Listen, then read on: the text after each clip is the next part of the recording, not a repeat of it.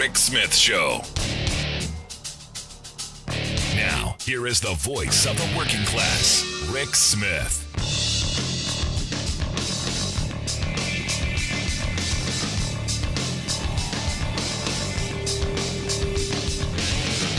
And welcome, brothers, sisters, working class heroes. This is the Rick Smith Show.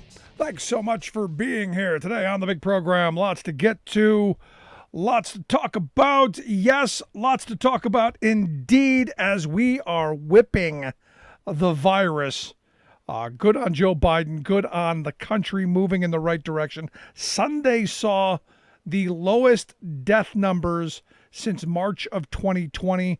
Just 222 people died on Sunday of COVID, the lowest number since last March. Now, look, still 222 people. That's still a lot. It's not 3,000. It's not where we were. We're heading in the right direction. No time to celebrate just yet, but we're heading in the right direction. This is a good thing, and we're on pace to be the first major country in the world to get to that 75% of the population vaccinated. We're going to get there first. And look, us, we'll get there, bring everybody else along, get over this, move down the road. This is good.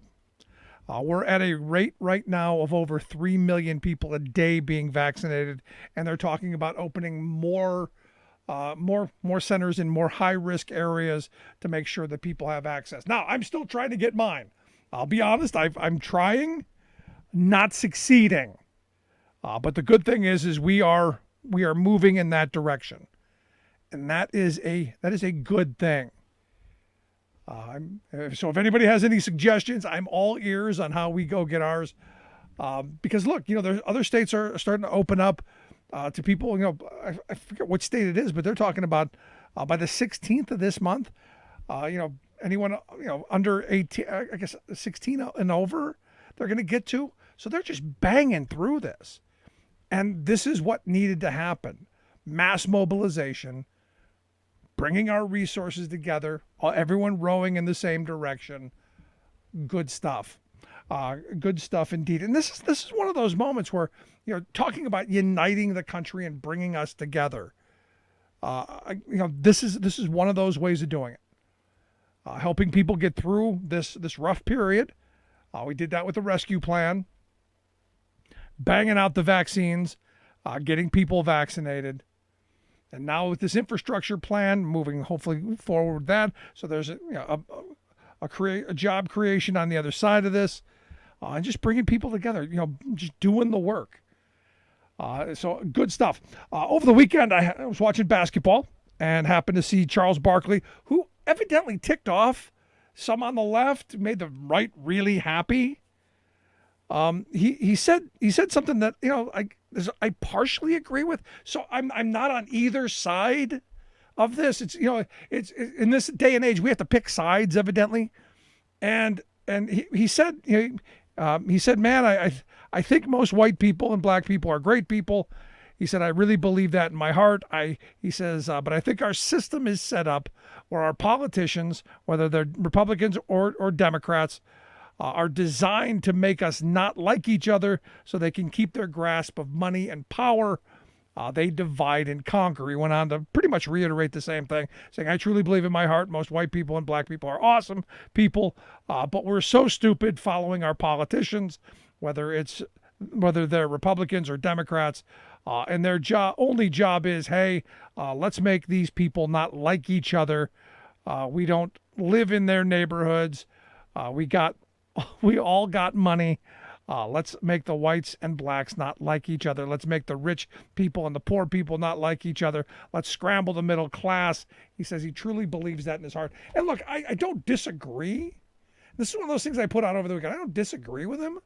I don't know that it's politicians as much as the moneyed interests. The politicians have always been the pawns in this. I think we always give them much too much credit. They won a popularity contest. They got elected. Congratulations. Now, you got to do what we, the people, are demanding, which is weird because I got to talk about Joe Manchin in a minute. But there's this moment where you go, this isn't new. This is our country. This is who we've been for a very long time. We have been easily divided. I've been saying this for years. We've been easily sliced and diced and pitted against one another because that's the only way the wealth class of this country maintains its superiority over our politics, because they buy both sides. Trump was absolutely right in 2015 when he said, I buy both of them. They're both on the payroll. Now, there are some differences. And this is the reason that I'm a registered Democrat, is still there is some policy on their side that I absolutely agree with and I push for. But, Barkley's right. We've got to wake up to the reality that we're too easily divided and angered at each other and ready to tear into each other. And it happens, I can't tell you how many times in a day I get into a discussion about some political thing and it immediately becomes heated to where you can't have an honest disagreement and bring policy. It then becomes, an attack on your core. And for me, that's never been how I've wanted things to happen. So it was interesting that he took some heat. The right, they loved him. The right just, they just, oh, you're so right, Charles. There are tons of, we love you tweets. And the left, kind of, oh, you don't get it. He's a rich guy. What he gets is he wants his tax breaks. He wants to keep the money that he has. But I found it interesting as one of those things I wanted to comment on, that I don't think he's entirely wrong, but I don't think he's right either. I think it's not the politicians. I think it's the wealth class of this country who's always been able to divide us. You go back to the Jay Gould quote, I can easily pay half the working class to murder the other half. And in this day and age, they don't even have to pay us. We're doing it to ourselves. And I'm hoping with the work that Biden's doing, just showing up every day, punching the clock, doing the job, and doing it well, that begins to tear down some of these ideological anger points, and we start moving in the right direction. But that's going to take some Republicans, finding a soul, and some Democrats, stop trying to hold the Democratic Party hostage. And I look at Joe Manchin is willing to hold up the entire infrastructure bill because he doesn't want to see the corporate tax rate go up, from 21%, where they dropped it down to, back up to 28%. He wants it to be at 25%. We're going to raise the taxes up to 25%. Now, what's interesting about this is it had been 35%. And this is a prime example of how the Republicans continue to win this negotiating battle and how bad Democrats are at it. Because it was 35%, the Republicans dropped it down to 21. The Democrats weren't talking about taking it back to 35%. No, we're going to go to 28. And now you got Manchin going, no, we want 25. And there are others. Evidently, he claims there's 6 or 7 other Democrats who, it's a non-starter to raise the tax rate up that high. And it's kind of insane to me. Because and this isn't just a U.S. problem, this is a global problem. In fact, Janet Yellen, said today that we need to have something of a minimum global tax. And I've been saying for a while, we need to have another sit down with the rest of the world and refigure out how we're going to move forward policy-wise. This idea of race to the bottom, see who can give away all of their treasure and all of their infrastructure and all of their resources just to get a major U.S. company or major company to show up on their shores is insane. Because we've given the baby the bathwater, the spigot, the pipes leading into the house. We've given it all away. And, what's frustrating is you have someone like Manchin, who his state desperately needs to be not rebuilt, but built. There's a lot of things that need to be done in a state like West Virginia. There are jobs that could be created there. And it's insane to me. And you look at the fact that, out of the rescue plan, it was Democrats who pulled the $15 an hour minimum wage out of the rescue plan. Republicans weren't going to support anything. So for those people who go, but Rick, the Republicans, they're better. No, they're worse. They are. They would support none of it. None of it had a chance. So they pulled the $15 an hour minimum wage out. And what's interesting about that is there was a story today out over at Newsweek that pointed out that some of these big restaurant chains, they're telling their investors that if the federal government does raise the minimum wage to $15 an hour, it's not going to hurt them. It's not going to hurt them. It's not going to matter to them. In fact, what they found in places that are already on path, and this just makes common sense, the places that are already on the path to getting to $15 an hour by 2023, like California, they're doing better. You know why? Not hard to figure out. More people have more money in their pocket. And when people have money in their pocket, what do they do with it? My grandmother always said when I had a buck in my pocket, it was literally burning a hole in my pocket. Very true.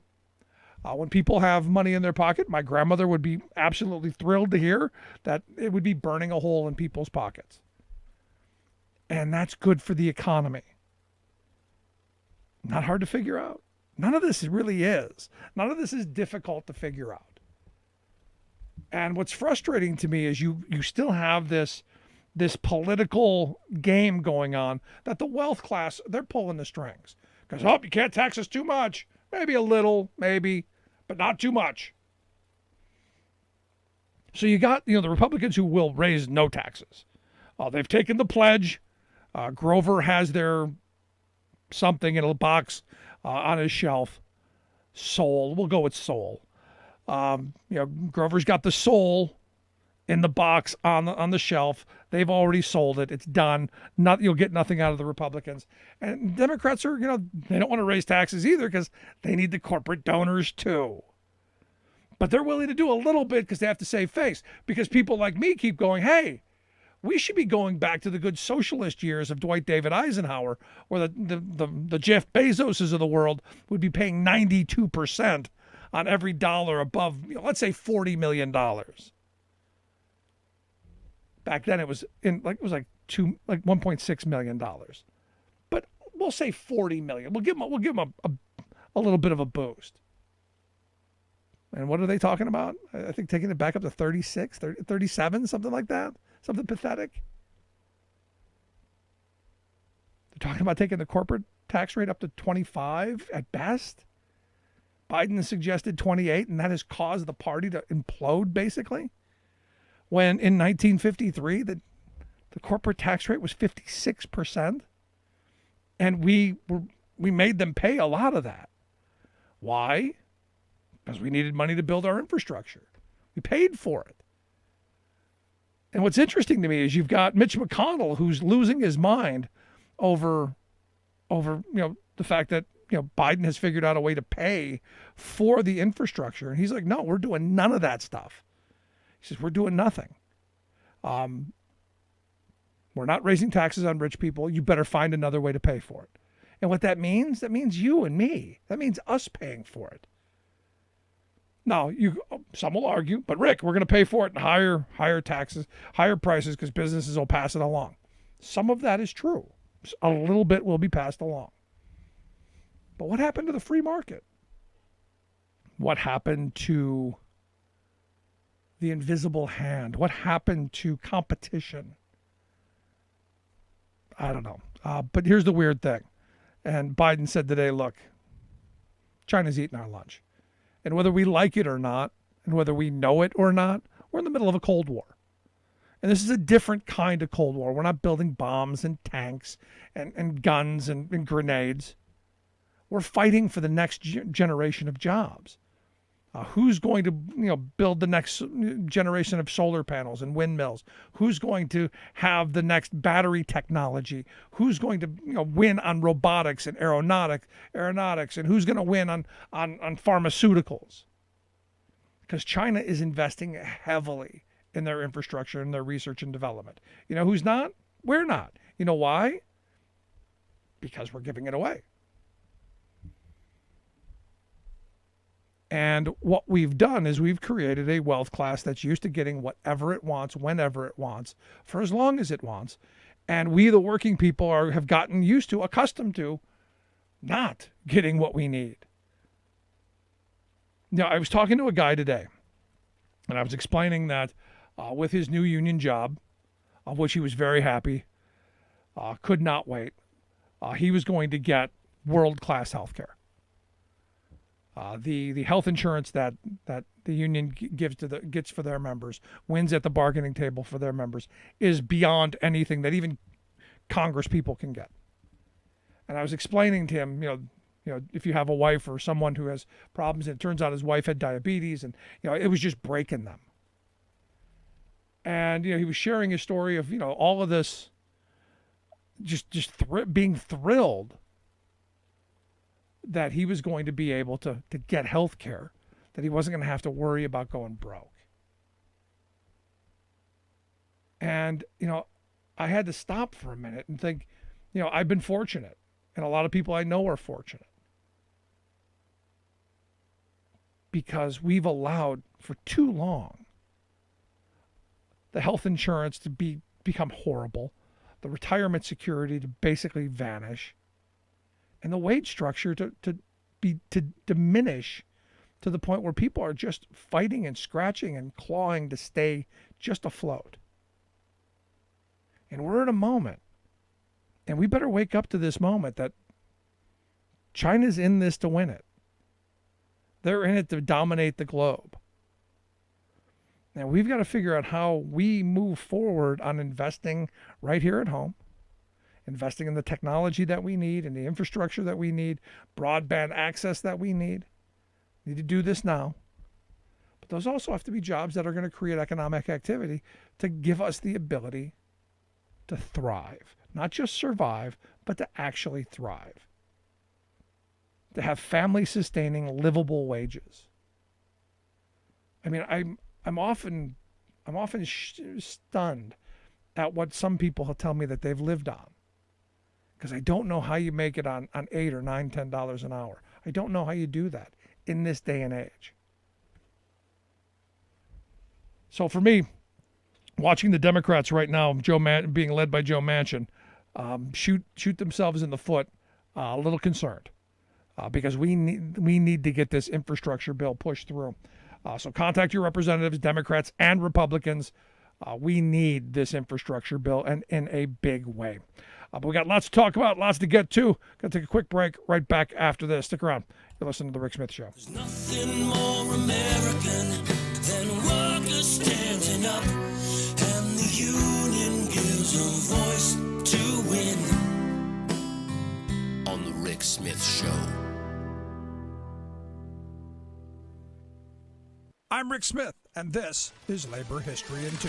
On this day in labor history, the year was 2010. That was the day an explosion in the Upper Big Branch mine killed 29 miners. This is the second of 2 parts commemorating that disastrous moment in labor history. The accumulation of explosive methane gas was so pronounced that the mine had to be evacuated several times leading up to the disaster. A 126-page Governor's Independent Investigation Panel report detailed the systemic failures of safety systems and at governmental agencies charged with enforcing regulation. Lack of proper ventilation, adherence to rock dusting standards, and proper maintenance of machinery were main factors. The panel also held the Mine Safety and Health Administration responsible for disregarding the documented risk of methane outbursts at the mine, overlooking the deadly potential of a precarious ventilation system, neglecting to use its regulatory authority to force technological improvements, and allowing the U.S. mine safety system to atrophy. They determined that MSHA could have issued flagrant violation citations and had the authority to shut the mines down, but didn't. The report noted the cozy relations between mine owners, politicians, judges, and regulators. Specifically, the ease with which state mine officials move from employment with industry to government and back. Despised union-busting CEO Don Blankenship, who was tried and convicted to 1 year in jail, insisted his mines were safe. He cited 3 Sentinels of Safety Awards received from MSHA in 2009. These awards went to surface mining and coal processing plant operations. Blankenship even blamed MSHA for the explosion because the agency demanded changes in UBB's ventilation system. A union safety committee could have shut the mine down before methane gas and coal dust combined to cause the explosion. If only there had been a union.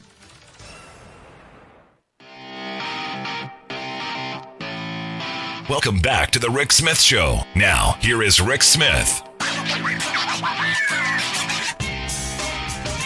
I gotta tell you, I'm still a little miffed at Joe Manchin, and you knew at the beginning of the year that Manchin was going to be the fly in the ointment.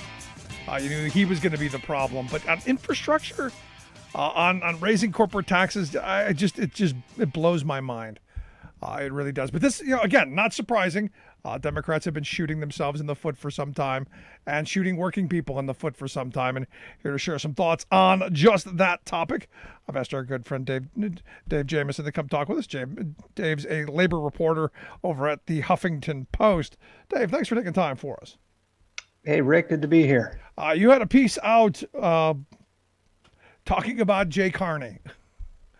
That's right. And this is one of those moments, the Jay Carney, who was a spokesperson for President Barack Obama, not working for Amazon. And the spokesperson for Amazon, and you go, of course that's what he's doing. Yeah, this was a bit of a blast from the past to see Jay Carney out there. And I had forgotten this.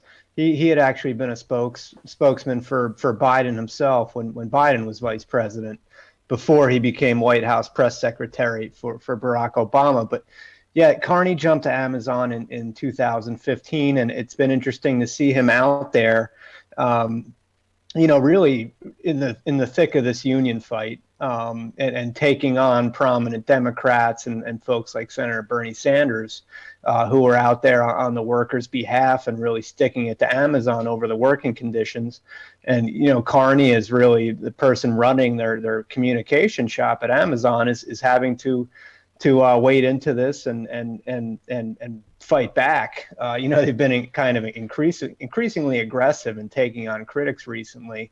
But it's seeing Carney out there. It's kind of been an amusing bit of political awkwardness. But I think it's also, an interesting reminder of how the political winds have shifted here for Amazon, and how the Democratic Party is a bit different than it was in the Obama years, especially as it relates to labor and unions and the way people look at something like Amazon. No, you're absolutely right. And I had people during the Obama years saying, he's a good president for labor. He's done all kinds of things, and I said, not really. Because I tell the story all the time. I met him as a candidate twice, and twice I shook his hand, and twice I asked him. I said, are we getting the Employee Free Choice Act, or preferably something better? And twice he looked me in the eye, and twice he said, yep, we're going to get it done. And we got nothing. I always, I refer to Obama as a guy who didn't really talk about unions unless he was talking to a union crowd. That's kind of the way I saw him as I was watching him during his presidency. Biden has been quite a bit different. I think the biggest example being the historic address he gave, talking about union busting. Didn't explicitly name Amazon, but we all knew what he was talking about.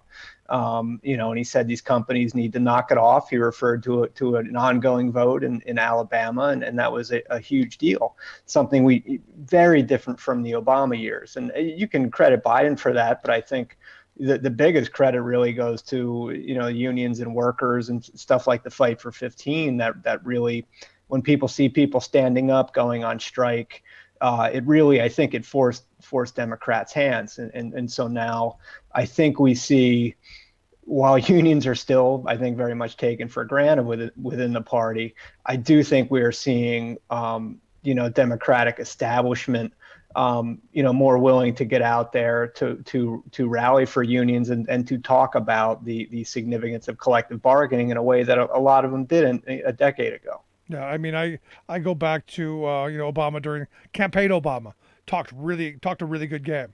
If there was a strike, he was going to get the comfortable shoes. He was going to start walking the picket lines. I was in Wisconsin sleeping on the floor of the Capitol during the uprising, and he and his comfortable shoes were nowhere to be found. In fact, didn't even make a statement about that. So I mean, so what's happened is, and I get this from a lot of union members, and maybe you see this too. I get a lot of union members who are soured on the Democratic Party because of those things. And I think Biden, who has been so good on this, is having a hard time winning some of them back. I hope some of them are coming, but some of the messages I'm still getting are just out and out anger, without understanding that the Republicans have been horrible for labor. Yeah, and I think you look at the polling, and what we see is that the approval or the favorable view of labor unions continues to go up. Not just among Democrats, but particularly independents, and that's a trend we've seen for a while now. I think Democrats are also waking up to the realities of what shrinking union density has meant, and what these attacks, the legislative attacks on unions, have meant for their own political fortunes. I was just realizing yesterday we're 10 years on from Act 10 now. And I think a lot of Democrats, and they may be late to the party, but they're realizing that, unions are a pillar of the party. And when unions are getting decimated, it hurts Democrats too. And so I wonder, sometimes I wonder what would a Biden administration do if an Act 10 was unfolding right now. And we know that, the Obama administration, and this was very Obama, was to just kind of stay above the fray in these things, whatever his feelings were on what was going on and what it meant. He didn't want to meddle in this sort of thing, and he would never step a foot into a union election at a particular employer.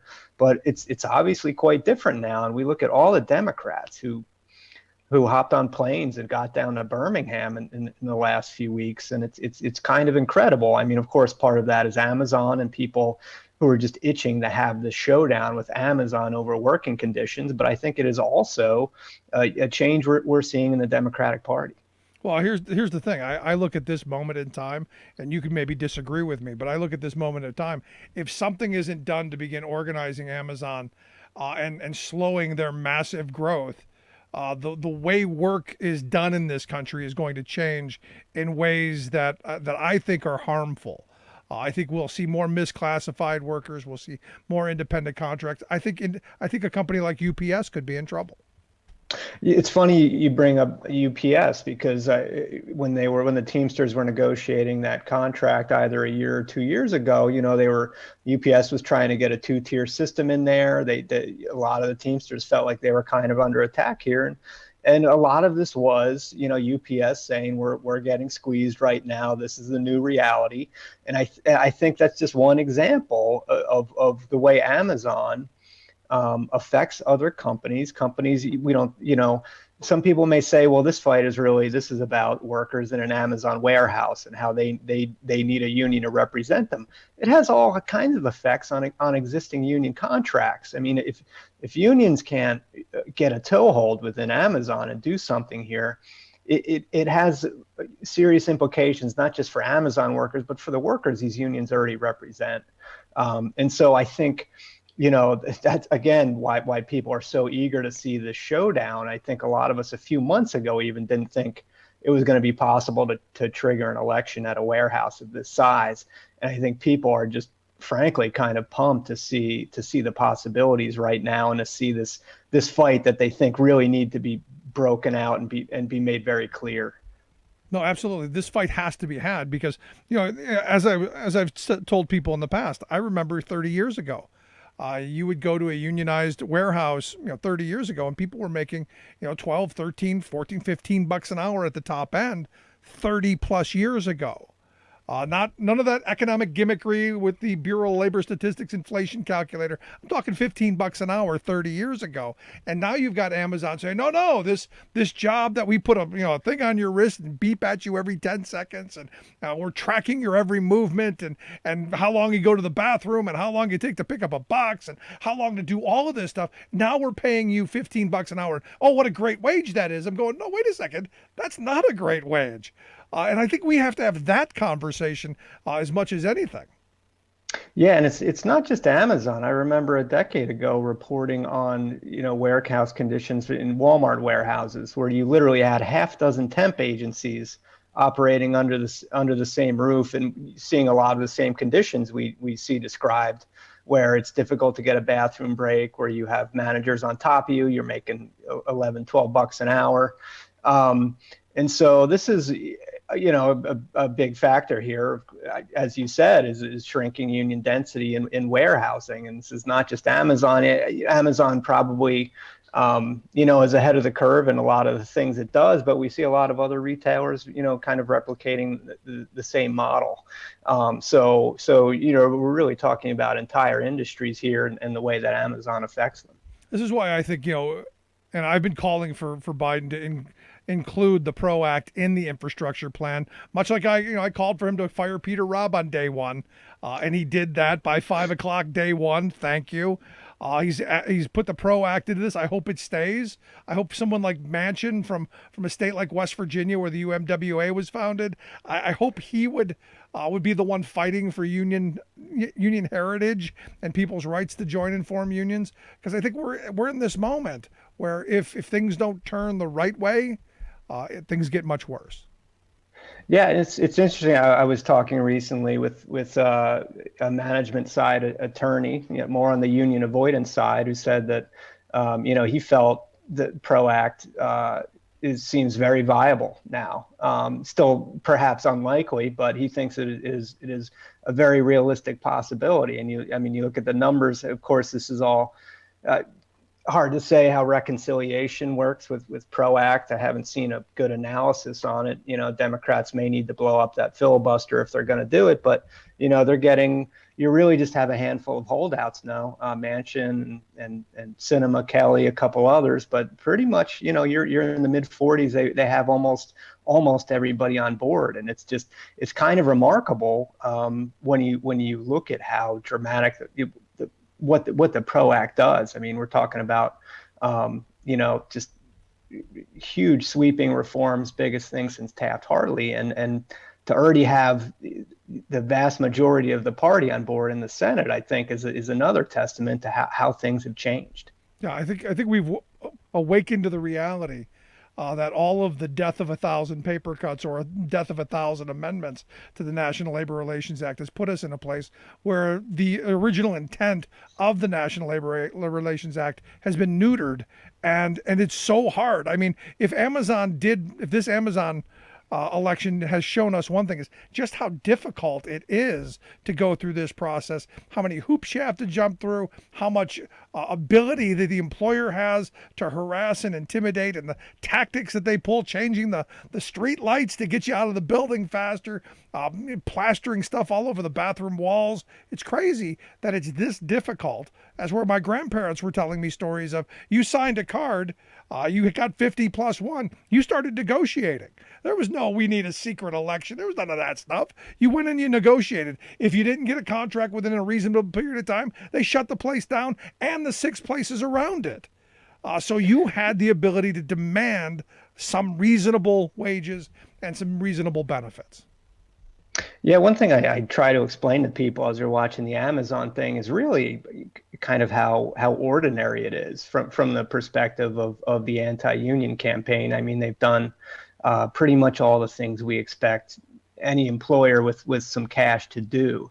I think people are a bit scandalized by it, but that's because most people just don't know what goes on in a regular campaign, and I think what it really drives home is the imbalance between the access that the union has to workers. You got a union that's basically just trying to reach people on the phone right now because there's a pandemic going on. I don't think they're doing a lot of home visits.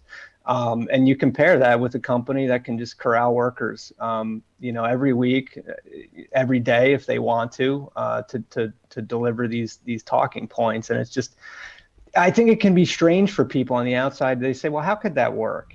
Some of this stuff is so easy to go through, but if you haven't gone through that, I think it's hard to understand how that can wear somebody down, and people just kind of throw in the towel and say, you know what, it's easier to just vote no. And I think that's what a lot of unions are up against. Especially when you start getting the veiled threats of, well, we might have to close, we might have to move away, you might lose what you've got, and it may not be great, but at least you got a job. And yeah, and that's something. If you're just, if you're wondering how you're going to cover rent next month, that's going to be in the back of your mind. I mean, I've heard this from workers interviewing people throughout this election, people who do wonder what Amazon will do if the union wins. Are they gonna shut us down?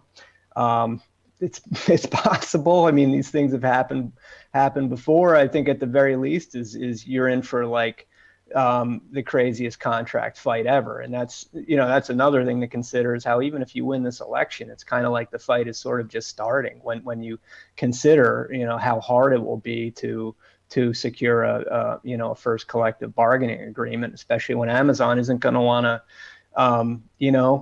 give these folks in Alabama stuff that they're not giving to everybody else. So it's just a tremendous undertaking. And I think, if you're not kind of following this world, it's hard to grasp sort of the challenge that all this presents. No, and I think most people don't even realize. I mean, we're at a point where a lot of people are so removed from what the labor movement once was, that they don't realize the benefits. They don't realize that they even have the right to unionize. I mean, I've talked to people who have they didn't even realize that you could do it, let alone how to do it. Yeah, I think that's absolutely right. It's been interesting to see, especially at the labor board. As you know, there's been some personnel change over there as a new general counsel. And one thing they're trying to do is just sort of make people aware of what they do, make sure people kind of understand collective bargaining rights. They're trying to do more outreach. And I mean, part of this is sort of the, kind of the endless circle you have as fewer people are in unions, fewer family members understand what they are, how they operate, and have less, familiarity with collective bargaining. So I mean, that's always a challenge. It's actually been a benefit down in Alabama. People don't realize it. Pretty high union density there for the South. A lot of those workers in that warehouse have been in unions before, or they have parents, uncles, aunts who've been in unions down there, and that's been one big benefit for the union. At the end of the day, it comes down to education. That's why I think what you do is so incredibly important. As one of the few labor reporters that I check every day, and I hope other folks are checking your reports out at the Huffington Post. We'll make sure we get links out so folks can do that. But you're one of my favorite labor reporters, and I appreciate the work that you do, and I hope you'll keep it up. But Dave, I appreciate you taking some time for us and sharing some thoughts. Thanks, Rick. Always fun joining you. Good stuff. Dave Jamieson, labor reporter there at Huffington Post. Make sure you check out the website, huffpost.com. We'll get links out on how you can take a look at that. Quick break, right back. Stick around. You're listening to The Rick Smith Show. Remembering that united we bargain, divided we beg. Rick Smith.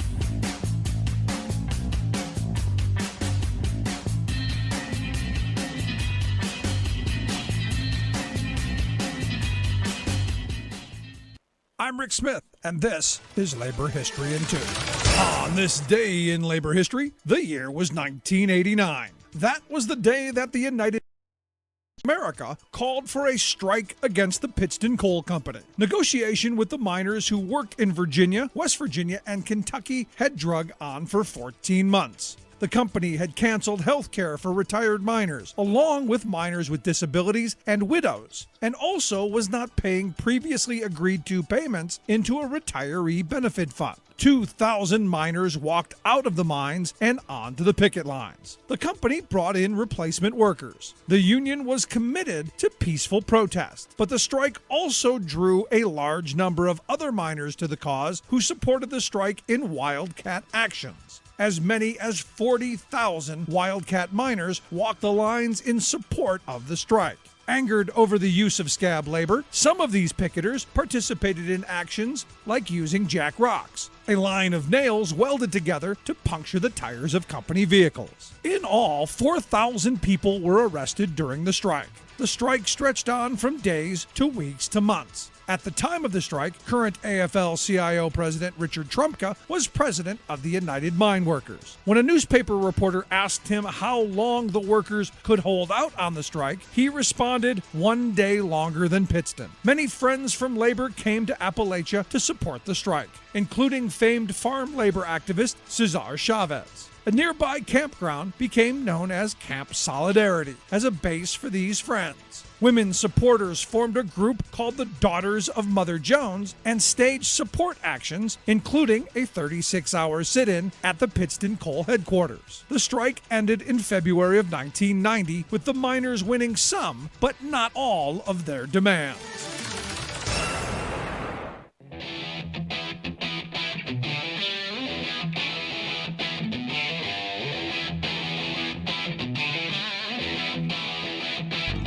Welcome back to the Rick Smith Show. Now, here is Rick Smith. So today, United joined Delta, American Airlines, and Southwest in criticizing the Georgia Republican Party on their election rigging reform bill. United Airlines today put out a statement saying legislation that interferes on the right to vote of fellow Americans is wrong. They said, we believe that leaders in both parties should work to protect the rights of eligible voters by making it easier and more convenient for them to cast a ballot and to have it counted. And you go, yeah, of course. I think we all kind of believe that. At least I hope we do. You know, as I'm looking through this and I'm going, you know, it's interesting that corporate America has jumped in the middle of this game by saying, hey, we think you went too far too. Kind of interesting. Now, hours before the Texas Rangers had their home opener, you had the Republican governor of Texas, Greg Abbott, say, not throwing out the first pitch. In fact, not only is he not going to throw out the first pitch, not only is he not going to throw out that first pitch, he said he won't throw out a first pitch ever. Never going to do it. So I'm guessing he's never going to participate in an event for Major League Baseball. Is that what I'm getting? He also said that the state of Texas would not seek to host the All-Star game or any other Major League Baseball event. So nothing. Which you kind of go, who are you hurting in this? Well, of course, you're hurting the baseball franchises. You're hurting all the workers who would, who would work the activities. You're all the hotel workers who, work in the hotels and all the people coming from around the country to participate. You're hurting all of the people at the bottom who are trying to get by and live doing their thing, trying to figure out how to make a living by working. I mean, this is really just one of those twisted kind of things where I'm going, what is it about Craig Abbott? What is it about the Republicans who just keep, shooting themselves? And I know, they're against cancel culture, Rick. It's you can't cancel this, but they're going to cancel Coke, I guess, since Coke came out against it. They now want to cancel Delta, and they want to cancel United, and they want to cancel Southwest. They can't cancel American. Oh, and let's not forget, we're going to cancel Major League Baseball. We're going to cancel the NFL because they supported people kneeling, but they're against the cancel culture. It's really just crazy what these people have done and what they get away with, all in the name of their petulance. I mean, it's very childish when you stop and you walk through all of this. It's insane on so many levels. And yet here we are in this moment where no first pitch for baseball. Texas will not bring in the the All-Star game into Texas, and he will not participate. And there's part of me that goes, yeah, good on me. I hope they never do another event. I hope they never invite another thing in there. But after Greg Abbott had his little meltdown, his little temper tantrum, he then sucked his thumb for a little bit, pouted for about an hour, and then had a nap after having a little Jell-O. So there is that. And here to share some thoughts on what happened in Georgia, I've asked our good friend Greg Palast to come talk with us. Greg is known for his investigative reports for the BBC, Democracy Now! And Rolling Stone. He's been an investigative reporter investigating voter suppression for over 20 years, wrote the fabulous book, The Best Democracy Money Can Buy. He has covered Georgia since 2014 and is working with the Black Lives Matter folks to stop illegal voter purges. Greg, thanks for taking time for us. Glad to be with you again, Rick. So I'm looking at this. Greg Abbott had a little meltdown. Not going to throw out the first pitch. No more baseball for Greg. Canceling it. Yeah. Well, this is a chance to throw hard objects at black men, right? I'm surprised he skipped the opportunity. Thanks. Yeah, like we were all waiting for him. What team was he playing with? The Suppressors.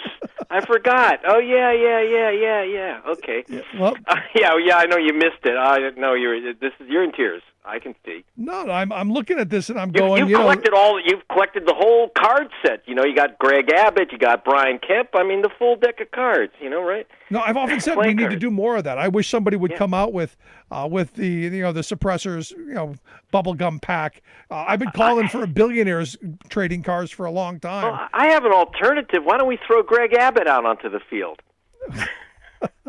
Okay. Or into the stands. Yeah,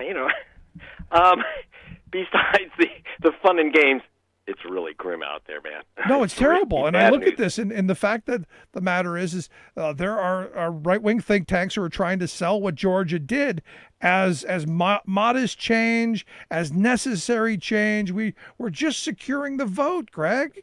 I know. I heard Brian Kemp was on, and Chuck Todd was licking him all over, thanking him for, according to Brian Kemp, making it easier for people to vote. Yeah, it's easier in some rural areas. There's a few laws that will make it easier in some white rural areas.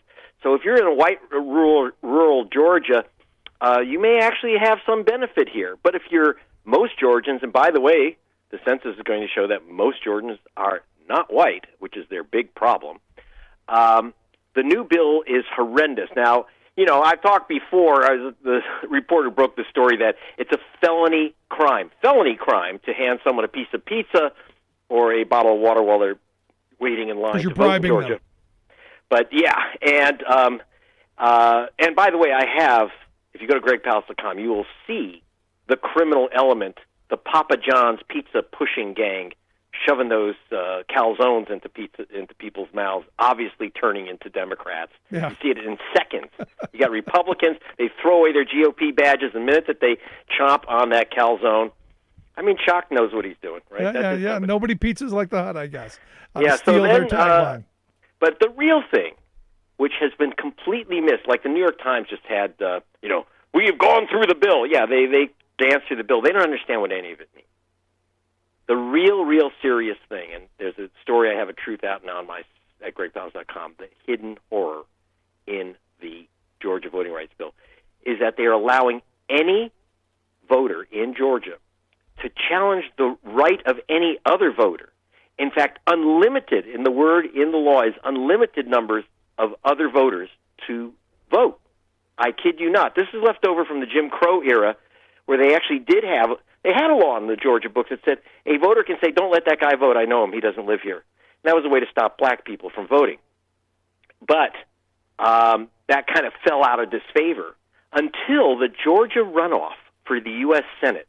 And there was a group out of Texas, hey, Greg Abbott should be proud, a group out of Texas called True the Vote that challenged, and are you ready for this, Rick, 346,000 voters. Try to stop 346,154 voters from casting ballots, or the challenges are at the last minute, so even if they mailed in their ballots, this is a challenge to tell the county boards, throw out their ballots. A third of a million voters. Now, I have to tell you, and applause to both the GOP and the Democratic county elections boards, because even the Republican board said, we're not doing this because we just got this letter from the ACLU that we kind of will go to jail if we do this, or, this is federal law. This is going to cost a lot of money in legal fees. So they didn't get away with it.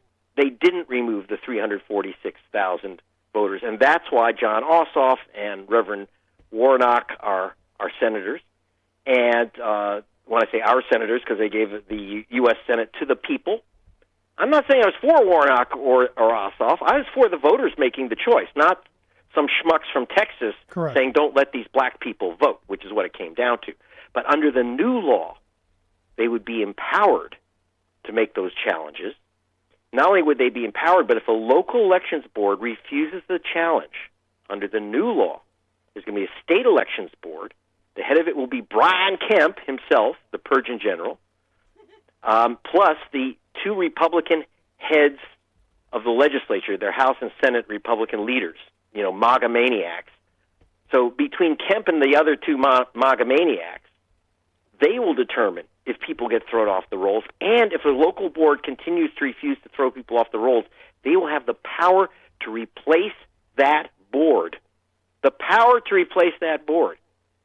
This is, and a guy, the Secretary of State, the Republican hack Secretary of State, that some people, and again, the lamestream media thinks this guy is a hero because he got in a fight with Trump. Brad Raffensperger is his name, not Raffensperger. His name really, truly is Raffensperger. And he has actually invited this right-wing group, True the Vote, to come in, challenge a third of a million voters, and he literally says publicly, because it's on True the Vote site, they were so proud that he said, True the Vote can do things I can't do as Secretary of State because it's against the law. Well, I'm sorry. Even if True the Vote does it, it's still against the law. If you tell someone to rob a bank, it's still against the law. Even if you're not doing it, if you tell someone how to rob a bank. So this is what's happening in Georgia. But of course, there's horror shows all over, including Texas. There's stuff moving through our legislature here in Pennsylvania as well. I mean, there's a whole bunch of bad moving around, and it's now been birthed in Georgia. But I want to go back to Raffensperger for a second, because there are a lot of people who are going, well, the governor threw him under the bus by taking his power away since he didn't go and find those 12,000 votes somewhere in a sofa cushion. Is this an attack on Raffensperger? Well, yeah. Go to GregPalast.com. You'll see a report I did for a program called Democracy Now.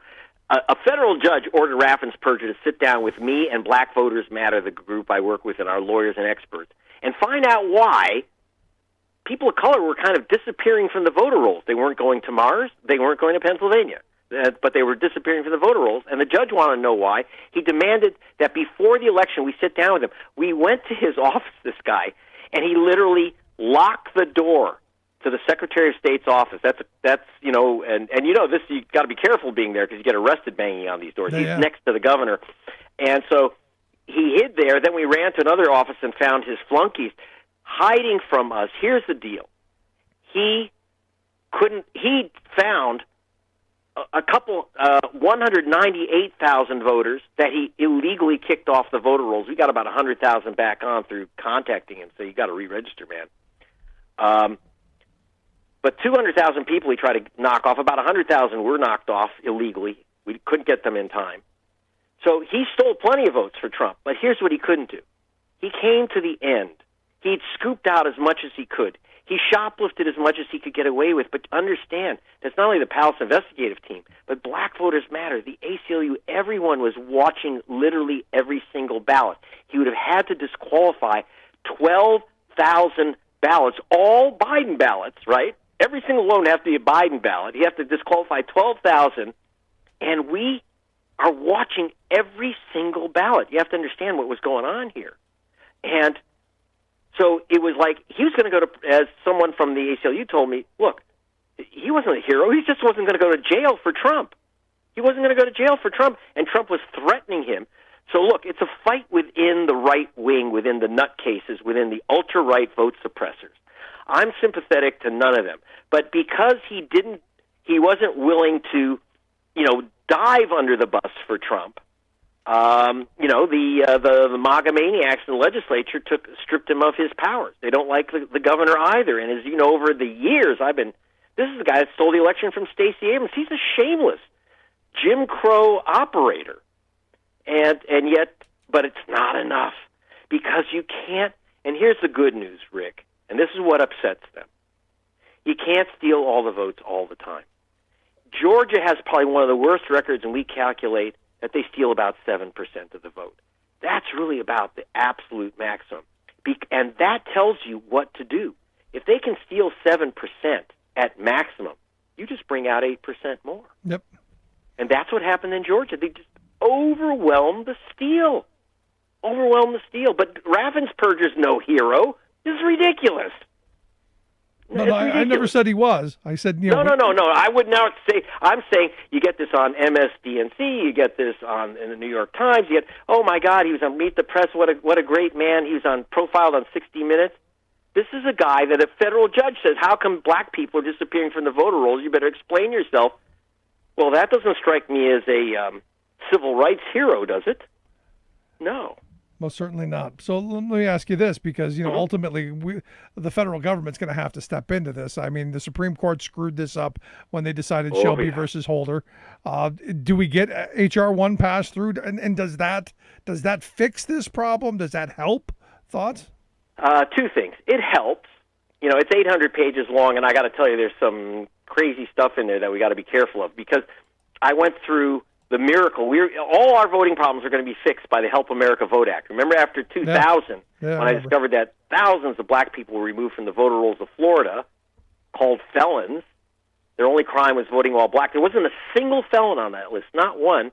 And that's how Bush became president. And so then the Black Caucus said, listen, we have to have a law to protect voters who are illegally thrown off the rolls. We came up with the Help America Vote Act. Here's the problem. When you ask George Bush to help America vote, you got a problem. And we ended up with a so-called Voting Rights Act, which went negative and harmed us in the end. And I'm afraid that there's some passages, frankly, in H.R. 1 that contain some poisonous stuff. But on the most, of the 800 pages, 790 are very, very positive. It doesn't solve all the problems. Right. This new gimmick of challenges from Texas to the Georgia voter roll, that doesn't solve that problem. We have to fight each one of these damn things case by case, state by state. It will, you know what? It's never actually going to end. There ain't no magic bullet. No, it's never going to end. It's always been going on, and it's like whack-a-mole. As soon as you whack a couple of them down, a couple more bad ideas pop up, because they spend tons of money on think tanks to do nothing but dream up bad ideas, and that's why the work you do is so important. I hope folks will check out gregpalast.com and the incredible investigative work that you and your team do, and thank you for doing it. I hope you'll come back and talk to us again real soon. Rick, you're the best. Thank you. Good we stuff. will. Bye. Our good friend Greg Palast. Make sure you check out his website, gregpalast.com. Quick break. Right back. Stick around. You listen to The Rick Smith Show. Remembering that united we bargain, divided we beg. Rick Smith.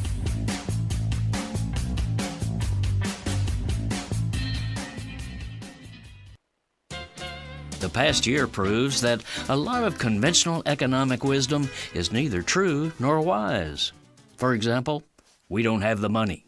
The power elites tell us it would be nice to do the big-ticket reforms America needs, but the money just isn't there.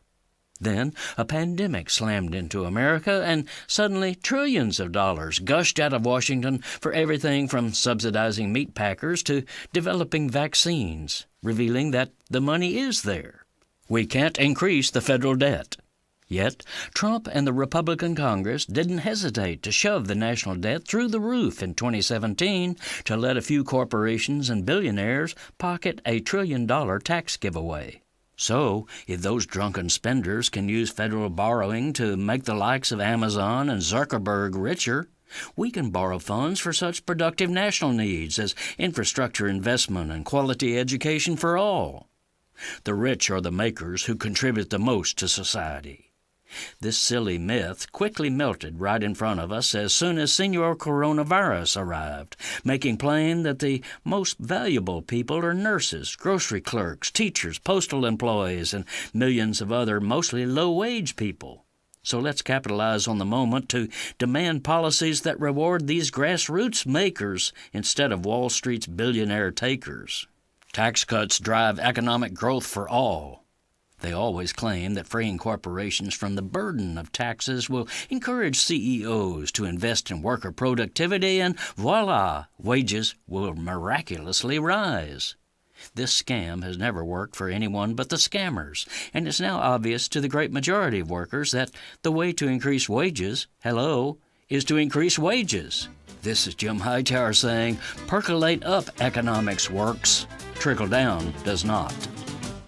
The Hightower Radio Lowdown is brought to you by the Lowdown Happy Hour, live streamed from the Chat and Chew Cafe. Details at hightowerlowdown.org. I'm Rick Smith, and this is Labor History in 2. On this day in labor history, the year was 1954. It began what some have called the longest major strike in U.S. labor history. The strike was against Kohler, the Wisconsin-based manufacturer of bathroom fixtures. 2 years before the strike, the workers had formed Local 833 as part of the United Auto Workers. They wanted the right to join the union of their choice, improved wages, and recognition of seniority. When the company refused to bargain in good faith, the members voted to strike. On the first day of the strike, 3,000 workers marched around the plant. Few could have imagined when they walked off the job that many of them would not return for 6 years or even longer. The Kohler Company remained unwilling to negotiate. As the days turned to weeks, then into months, sometimes violence broke out between the scabs and the strikers. But what sustained the strikers was the strong sense of solidarity and community they built together. One pamphlet produced by the union had a picture of a baby on the cover. Above the baby was written, "All my life, my daddy's been on strike to make my future better." Finally, in 1960, the National Labor Relations Board ruled that the company had not followed bargaining laws. It ordered the company to let 1,400 striking workers return to work and to pay back wages. Another 6 years would pass before the issue of payment would be resolved. But in the end, the company had to pay $3 million in back pay and another $1.5 million in pension payments. At the 60-year commemoration of the strike, Local 833 President Dave Bosher declared, "I stand here in awe of the sacrifices of these people." Labor History in 2 brought to you by the Illinois Labor History Society and The Rick Smith Show. For more information, go to laborhistoryin2.com, like us on Facebook, and follow us on the Twitters at Labor History in 2.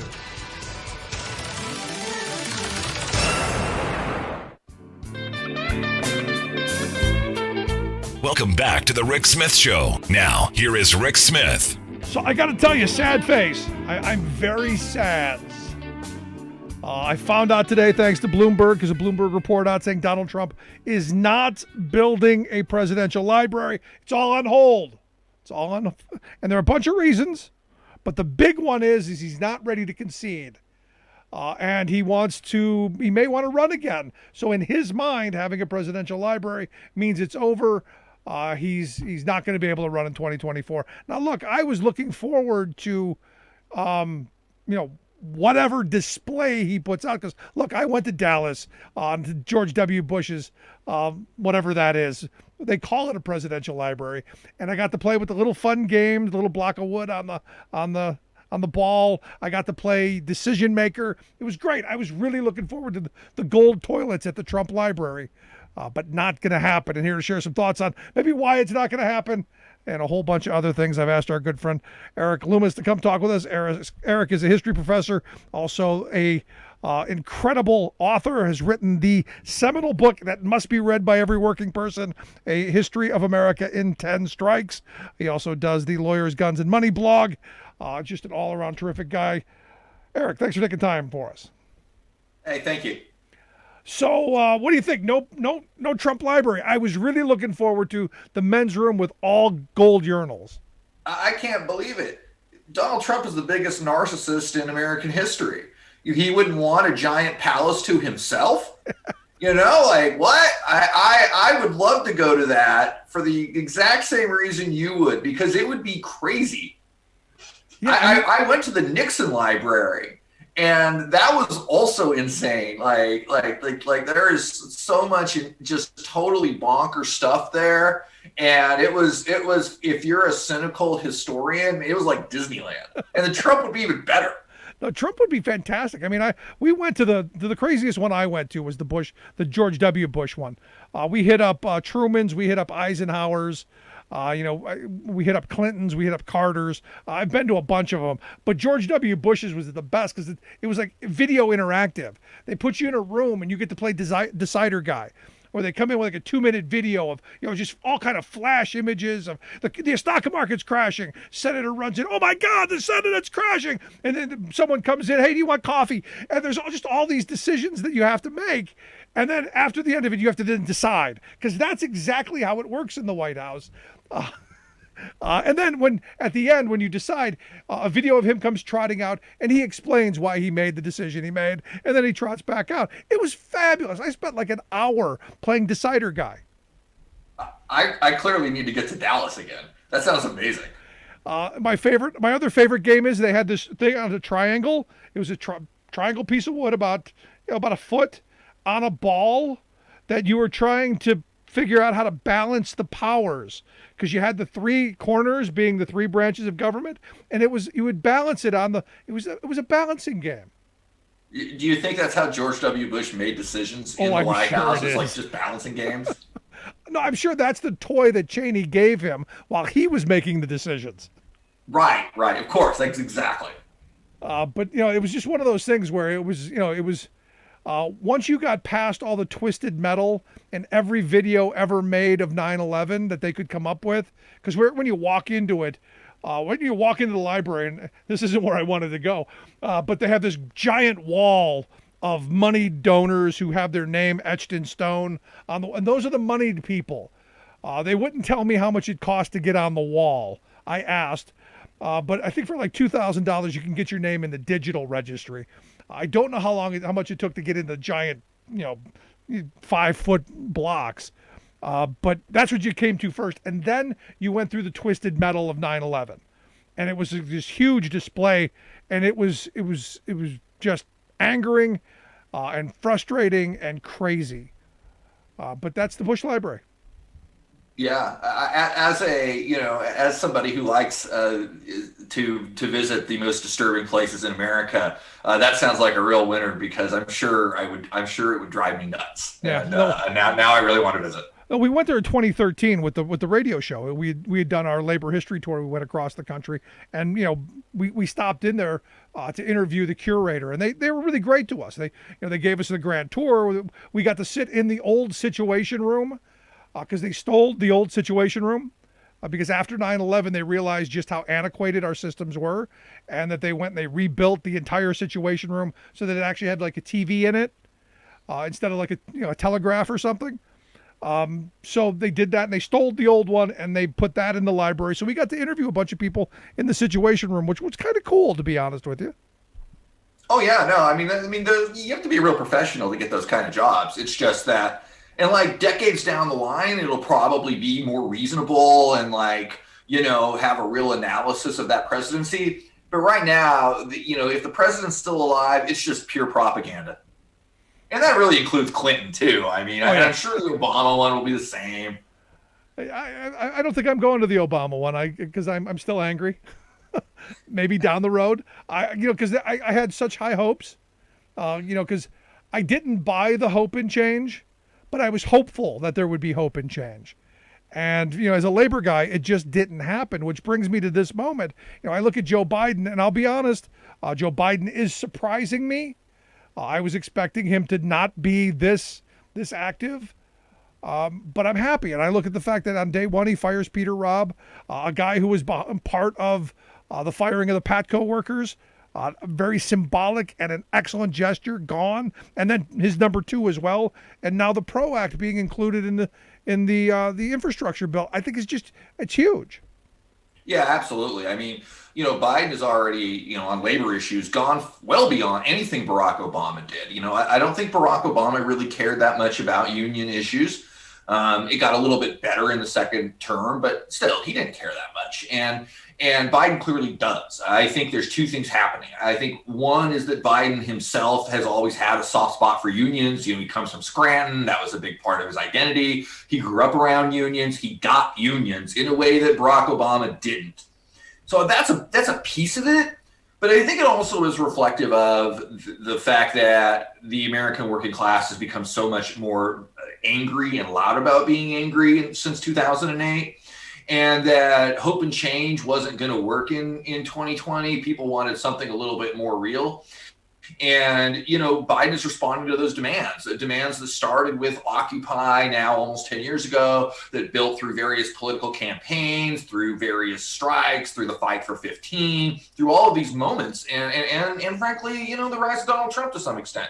And that Biden is responding to that. And I think that's positive, because that shows that the president of the United States is actually listening to angry workers and unions for the first time in a long, long time. No, I'm right there with you. And I'm saying now is not the time to stop being angry workers. Now's the time to ramp it up even a little bit and call your representatives, call your senators, call early, call often, email, do all of that stuff, because I fear one of the bargaining chips of getting any infrastructure done is chucking out the PRO Act, much like they did with the $15 an hour minimum wage in the rescue plan. Yeah, I mean, that is something that's possible. And I think that the bigger lesson right now is exactly what you said. Now is the time to double down on the pressure. Right now is the time to make more demands. The point of politics is not to be a fan of the president. Right? It's not to see ourselves in the presidency. The job is to push those politicians to do what we want them to do, whether they're our allies or not. They respond to pressure. That's what we need to do here. And, whether it's the PRO Act, the infrastructure bill, a future minimum wage bill, we need to keep that pressure on, say, yes, thank you for what gets passed, but really demand much, much more. But ultimately, I come back to this, and I've been talking to a lot of new union members here recently, and I come back to I'm a registered Democrat, and I admit that, but I'm a labor guy first. I want nothing more than I want to see than a Republican Party who doesn't want to destroy labor unions the way they have the last 40 years. I don't want that to be on everyone's radar, but I'm a labor guy first, and the Democrats right now are kind of like the last place for a guy like me to be. I would love nothing more than to see a pro-labor Republican. I'll be honest with you, Eric. Sure. I mean, look, if the Republican Party wants to live up to some of this attempts at rhetoric and actually push pro-worker policies, then you know what? If you feel that Republican would represent you as a worker, as a labor person, then I understand that. But they haven't done that in many, many decades, and there's no real evidence that they're going to. Donald Trump uses this kind of language, but then all of his policies, just like somebody like Peter Robb, like the worst possible individual to name as the general counsel of the National Labor Relations Board is who gets named, right? So Trump can use this rhetoric, but then in reality, it's the same old thing that Bush did, that Reagan did, and so the Democratic Party, look, it may not be the greatest political party ever for organized labor. I think we can all admit that. But the reality is that at least right now, unless Republicans start to shift on this, which could happen theoretically anyway with a lot of political pressure, then there's really, if you support the idea of rights for workers or rights for yourself on the job, the Democratic Party right now is your only possible home. Yeah, so for me now, the point is again, pushing them in the direction that we want them to go. And I'll argue, and I'll give them the benefit of the doubt, the way they want to go. They need the pressure. And there's the famous story of, I think it was Francis Perkins, being told by FDR, go out there and make me do it. You want me to move on something? Go out and get the support and make me do what I want to do. And I think that's a good story. If it's true or not, I don't care. It's a good story. No, agreed. And because it's true, right? Because, any president's going to have big money interest at his door every single day. Right. He owes them for his candidacy, or they just have a ton of lobbying money. It takes real pressure from the people to get that kind of change. And too often we haven't organized enough to apply that pressure. And some of that, again, the reason that the Biden administration has been pretty good so far on labor issues is that that pressure has been existing now for about 10 years. It's gotten more and more organized, more and more demands, and we're seeing at least the beginnings of a payoff for that now. Yeah, I mean, at the end of it, I keep coming back to this PRO Act as, and I know a lot of my labor friends are like, this is kind of like the last hope. I'm not quite as in that desperation, because I always think that eventually people have had enough of what, and they eventually organize, and they eventually, turn around and demand. But we're kind of at the end of the rope, aren't we? Well, like you, I mean, the workers' movement will never die. Workers are always going to be organizing. It ebbs and flows, and obviously it hasn't been great in the last many years. But, to me, the PRO Act is actually a sign of improvement, right? I mean, under the Obama administration, the big legislative agenda for the labor movement was the Employee Free Choice Act, which really ultimately was pretty limited. It was not a big game changer like the PRO Act is, right? It's true, the PRO Act would really fundamentally transform labor relations in the United States in a way that we haven't seen in a long time. I mean, it's worth remembering that the last comprehensive pro-labor legislation to pass, to be enacted into law, was the Fair Labor Standards Act all the way back in 1938. So we're talking now about 83 years without comprehensive labor legislation. And that's what the PRO Act is. It's really comprehensive. And moreover, I think that this is also significant, right? It has passed the House of Representatives. And, yes, it faces the Senate, and yes, there's that filibuster issue, and that's a big, big, big issue. But I think that the bigger point now is that, unlike not only in the Obama years, but not in the Clinton years, not in the Carter years, not even in the LBJ years, basically the entire structure of the Democratic Party supports comprehensive labor reform.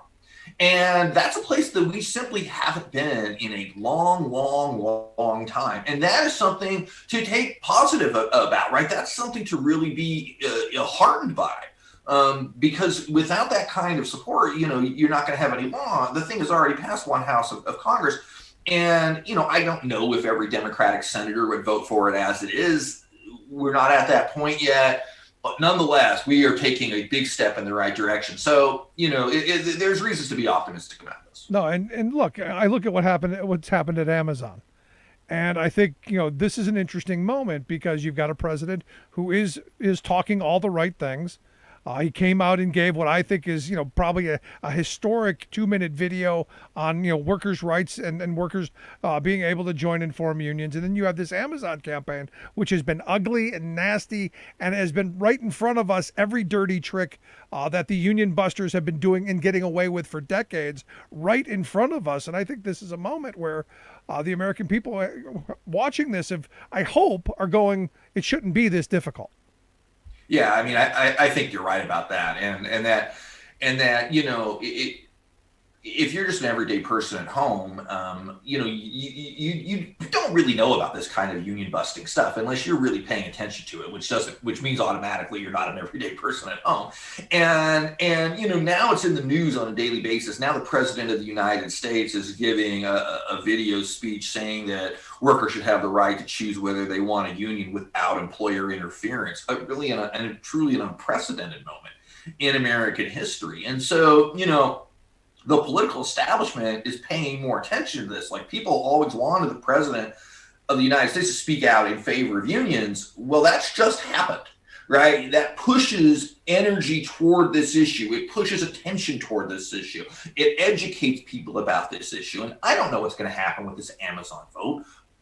As you point out, they pulled out all the stops, and it is a nasty campaign. But even if they didn't win, it still is building attention. It's the anger among the working class is still there, and it's building, and it's beginning to leverage power in a way it hasn't in a long time. And so, I don't usually get over optimistic, but I feel not bad about where we are right now. And I don't, that's about as happy as I usually get these days. I see. I'm right there with you. I use the guarded optimism. I'm guardedly optimistic. I'm not ready to take to the bridge, because we're at a moment where things are looking in the right direction. And the thing is our history, and I think this is an opportunity to talk about the history of labor in this country, which is one of the bloodiest, one of the most violent, histories that of any country with their workers. We have a deadly past that most people have never learned about. And, like I said, your book, I think, is important. I think every working person should read A History of America in 10 Strikes, because, these are the big ones. These are ones that made massive changes. Yeah, I mean, look, again, I don't know what's going to happen at Amazon right now, but if you look back to how Ford got organized, or U.S. Steel, or GM, or the coal mines, the rubber mills, these were decades-long struggles, with losses, with murders, right, with massacres of workers, where it looked hopeless and was hopeless at times. And then after decades of struggle, finally in the 1930s, a combination of organizing and conditions and politicians all come together, and you have the formation of like the classic period of American labor where unions actually win. And that's kind of what we sort of remember today more, is a big, powerful United Auto Workers and United Steel Workers and et cetera. And of course, we're not in that moment anymore, and we're wondering why. Well, a lot of what's happening now is we're recreating that earlier period where I don't know how long it's going to take to organize these places. Look, if Amazon workers win this vote, it could be pretty rapid. Like that would potentially be an equivalent of a Flint sit-down strike, an equivalent of the steel workers getting that first contract with U.S. Steel. Like it could be a world-changing event. But if it doesn't happen, we do have to understand that sometimes these things take decades, and we just have to keep organizing and keep fighting. Amazon is eventually going to be unionized. So is Walmart. So is Target. We need to organize the gig economies. These struggles today that seem like they're taking forever and seem hopeless, they're no different than where we were 100 years ago, in the middle of a long organizing process to build a working class economy. And sometimes that takes a long time. No, I keep saying, it's a 100-year cycle. We're coming out of a global pandemic just like 100 years ago. We're going through the same kind of organizing just like 100 years ago. And it's going to take a while. My kids are going to have to fight the fights of their great-great-grandparents. And sadly, that's the reality. Yeah, I mean, as much as we don't want that to be true. We want these instant victories and, a return to 1950s union power. That's not going to happen overnight, right? That's a decades-long project, and it's tough to admit to ourselves that that's true, but that is in fact where we are. And to recognize that means that you start. I think it's important because you get rid of nostalgia, which doesn't help organize, and you start finding the new pathways to organize a new economy, an economy that's different than it was in 1950. An economy that has different industries, different types of workers, a different, more sophisticated union busting tactics. All of these things are just different than they were, 100 or 70 years ago. But you have to recognize where you are in order to move forward to actually organize the new economy. No, it's an excellent point, because, there's a well-organized campaign of people who are pushing against the PRO Act because of the ABC test. And I got hammered by a bunch of people saying, "Oh, you hate women because women are gig workers and they want the flexibility of being their own boss." And I go, you want the flexibility of being exploited. You want to be cheated at every turn. Is that what you're telling me? We talk about women wanting equality. Being cheated like this is not equality. But there is a well-coordinated attack on that front, Erik. Yeah, well, I mean, look, the propaganda network to convince workers that bosses are in their interest is incredibly sophisticated, and it really comes out of the New Deal and the Great Depression, where businesses all of a sudden found themselves in a place that they weren't dominant anymore. And even all the way back in the 1930s and 40s, the roots of figuring this out and how do you put propaganda in the media to create the idea of employers as the worker's friend and the union as the enemy, that's already existing, right? And you create these sophisticated networks of propaganda, with legal sides of it, political sides of it, and media sides of it to, convince workers that that working as a gig worker, which is fine. There's nothing wrong with that, right? But the idea that you would become an employee suddenly means that you're no longer in charge of your own future, right? That you're as these people cynically point out to you, you must oppose women at the workplace because you want them to have rights on the job, right? Well, the idea of a union is that you have rights on the job. And even the gig economy, the part-time workers exist, right? I mean, that doesn't mean that you have to work a 40-hour week. There's just so much cynicism. But it's a cynicism that is a lot of money behind it. And it's very effective at convincing workers that employers are their friends. And again, I think slowly we're starting to repeal that and push away from that. Yeah. But again, these things take time. They take organizing. No, and this idea that there's a benevolent employer. I tell people, this is a good company you're working for. They're not bad. The union fought for everything that you're getting from them. They're good, but they're not benevolent. They didn't give you this stuff out of the goodness of their heart. People fought and bled and died for it. That's why you don't take it for granted and you don't let it go easily. At least part of my thoughts. Last question I've got for you. Looking at this PRO Act, do you have any hope that this gets through? Any insight? Any thoughts? Well, I mean, look, so long as the filibuster is there, no. But I mean, I think that what's happening right now is that with all of this stuff backing up, right?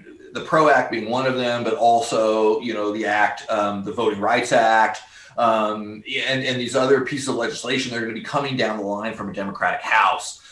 It's putting more and more pressure to either eliminate the filibuster or reform the filibuster.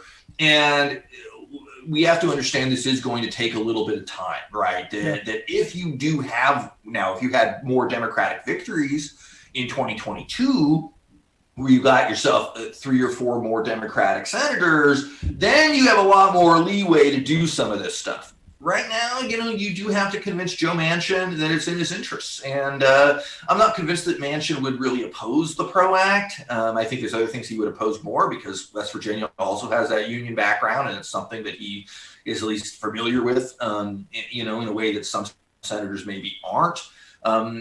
But it's going to be tough so long as the filibuster's there. But that's not a reason to give up or be hopeless. It's a reason to keep pushing, keep putting the pressure on, because some of the pressure is to get rid of the filibuster and convince those reticent Democratic senators that it's in their interest to do so. So since you brought up the filibuster, I got to follow up on this because Schumer now thinks he's found a loophole, I guess, by amending the last thing, or a budget. I've been asking for a while because a budget is 12 individual bills. Why couldn't you run 12 individual bills and use those through the continuing resolution process? Just a thought.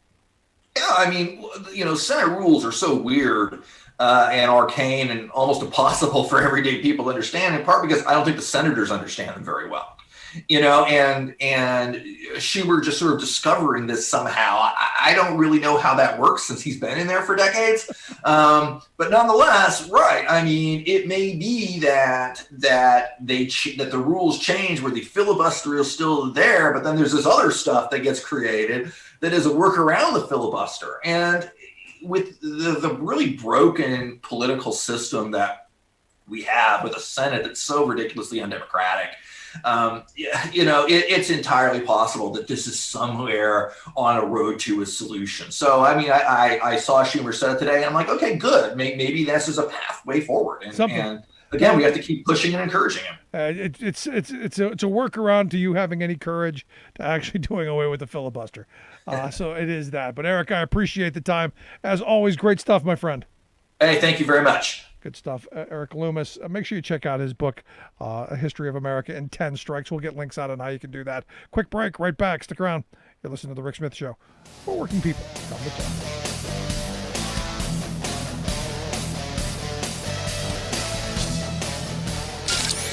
Waving the flag of freedom for people, not corporations. Rick Smith.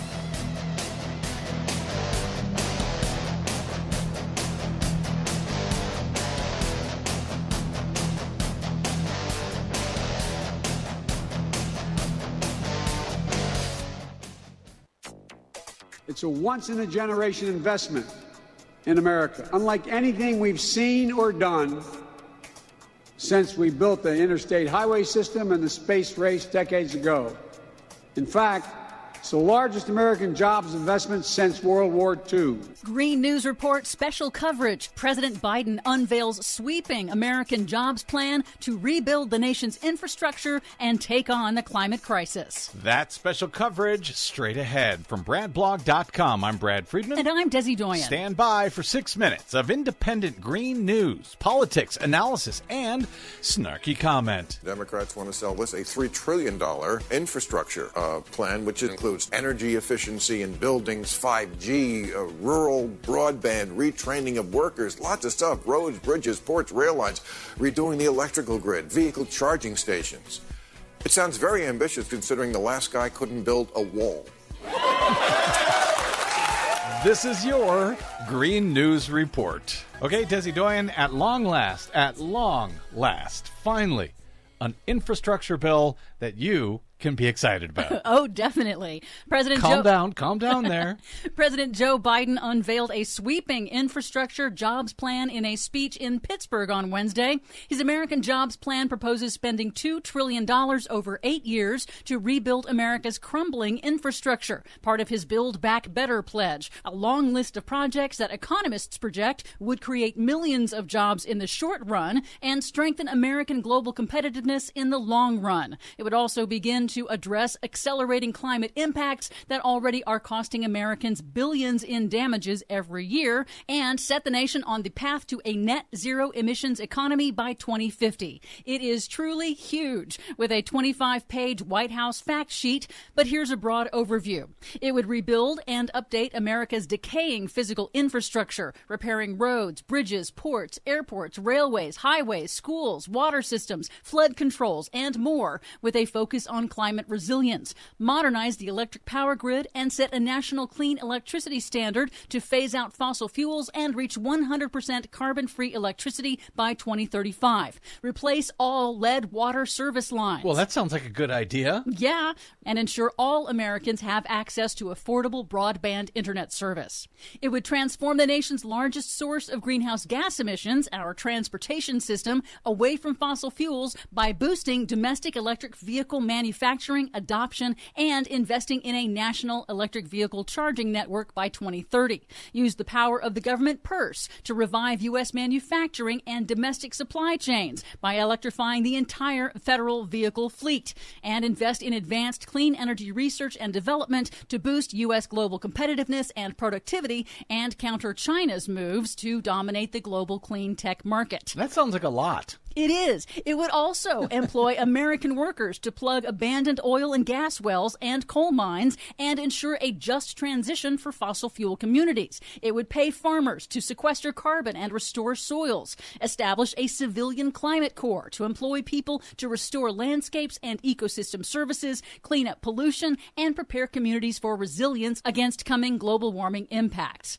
Biden would fund this infrastructure jobs plan by increasing taxes on corporations. Uh-oh. Economists project the proposal will create millions of good-paying jobs across the country and would reduce the national debt. Well, that's fine, but you're going to raise taxes on corporations? Well, now it heads to the meat grinder of Congress. Uh-oh. Biden said he welcomes Republican input, but Republicans have signaled they plan to block it as too expensive. Of course. But economists say that in general, every $1 spent on public investments like this returns roughly $2 in economic benefits. Now, scientists are warning ever more urgently that time is running out for us to act with the speed and scope necessary to curtail the worst consequences of man-made climate change. Biden's proposal establishes the groundwork for equitably decarbonizing the U.S. economy by 2050, a multi-generational challenge. Biden closed his speech in Pittsburgh with this. Imagine what we can do. Imagine knowing that you are handing your children and grandchildren a country that will lead the world in producing clean energy technology and will need to address one of the biggest threats of our time. That's what we'll do. If we act now, in 50 years, people are going to look back and say, this was the moment that America won the future. Imagine that. Now all we have to do is get the progressive Democrats who say this is not nearly enough, and the conservative Democrats who say this is too expensive, and completely ignore the Republicans because they're not going to go along with anything. Other than that, get this through Congress, get this through the filibuster in the Senate, and everything will work out just fine. Easy peasy. For much more on that story and all of them that we couldn't cover today because of it, please check out our website at greennews.bradblog.com. Find, follow, and share us planet-wide on the Facebooks and the Twitters at Green News Report. I'm Brad Friedman. And I'm Desi Doyen. And this has been your Green News Report.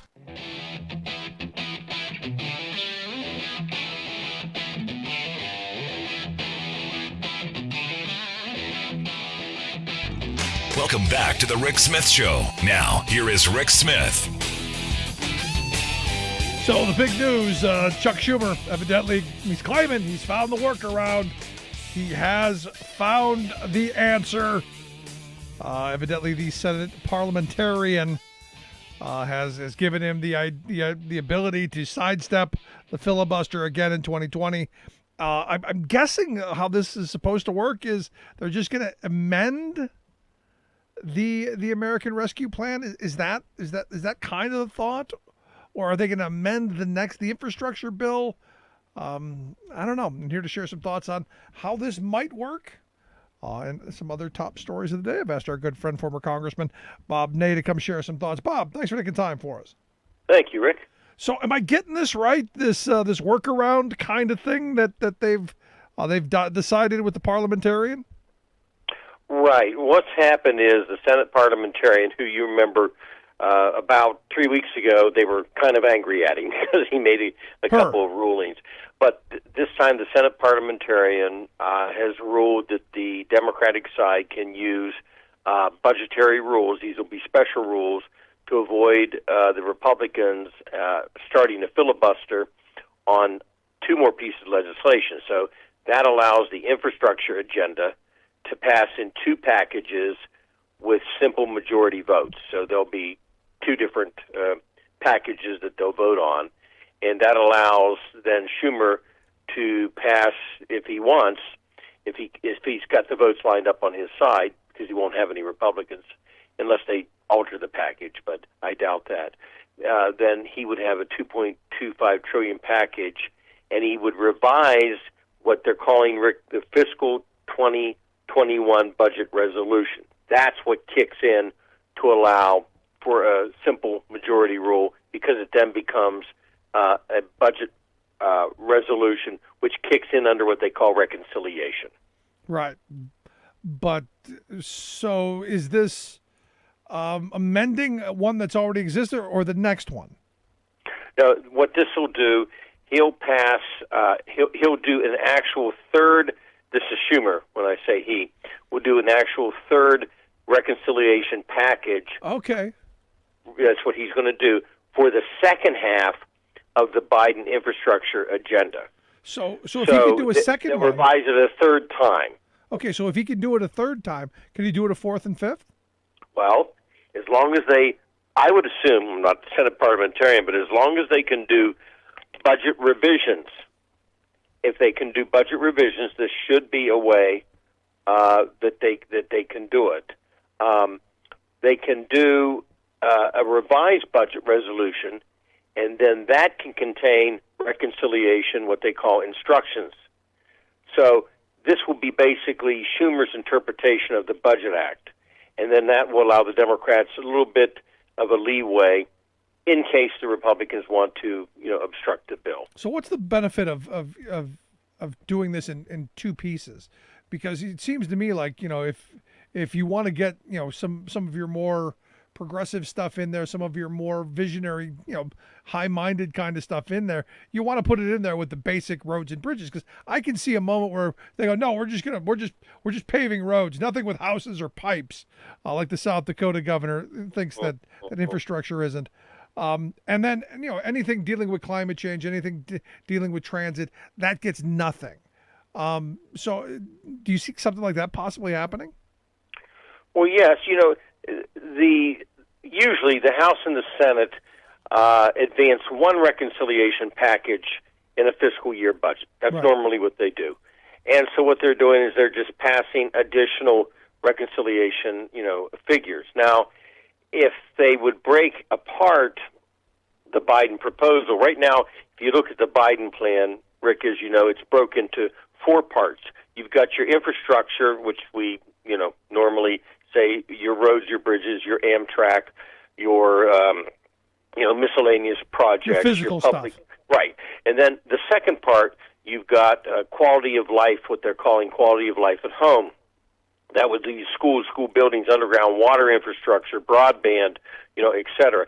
Part number 3 is caregivers for elderly and people with disabilities. Now, that would be affordable home or community-based care, and it could expand, certain programs, improve communities. And the fourth part is research, development, and manufacturing. Now, obviously, they're not going to want to split these into 4 parts and then attempt every time to have a budget maneuver called budget reconciliation, which avoids the filibuster. So they're going to have to put them all together, I would assume.